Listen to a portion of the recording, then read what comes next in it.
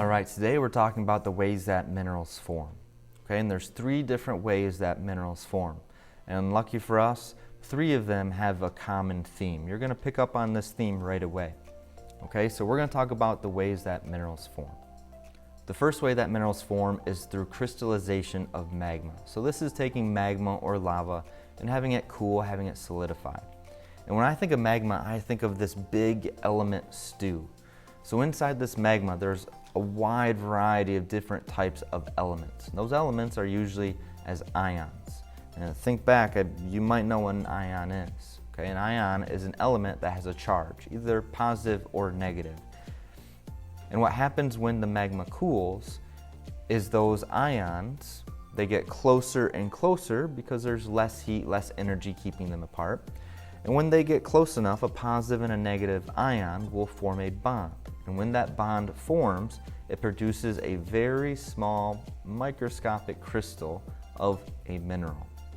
And then those now solid crystals usually sink to the bottom of a magma chamber where they collect and they form larger rocks. The second way minerals form is through precipitation or a sedimentary environment. Okay, don't let that word precipitation throw you off. We're not talking about rain, okay? It's not raining minerals. Like that would be a great day, but it's not raining minerals yet. Precipitation is a chemistry term that just means to produce a solid from a solution, like water. Water that has a lot of dissolved elements in it. So what happens is rainwater washes over top of rocks or through groundwater, and as it does that, it dissolves out minerals, dissolves out elements in the form of ions. Okay, that's going to be our pattern. And when this water collects, let's say in a valley or somewhere, it's going to have water and also in the water the ions. And as the water evaporates, ions, they don't evaporate into the air. So as the water is reduced, the ions are forced closer together where they produce a bond. And when they produce a bond from this water solution, they will make a physical solid mineral crystal.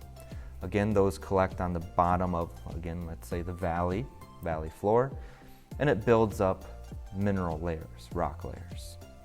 Number 3 is the one way minerals form that doesn't fit our typical pattern. Okay, if you haven't picked up on that pattern yet from the first 2, most of the time minerals form when ions produce bonds. But with pressure and temperature, we take an already formed mineral, something that's already a solid mineral, and we heat it up under a lot of pressure and in the presence of other elements. Okay? And with that heat and pressure, we can actually almost squeeze additional elements into the chemical formula of a pre-existing mineral. And when we do that, we alter the chemical formula, and when you change the chemical formula, you have made a different mineral. Okay? Part of that definition of a mineral is a defined and definite chemical composition. Once we have changed the composition, we have a brand new mineral. It's almost like recycling minerals. The last way we can make minerals is back to our pattern of ions producing bonds, this time in hydrothermal solutions. If you break that water down, hydro, we're talking water, thermal, we're talking heat. So very hot water, okay, maybe heated up by a nearby source of heat like magma underground. And so it heats up water to well above boiling, and it dissolves minerals from the rock layers.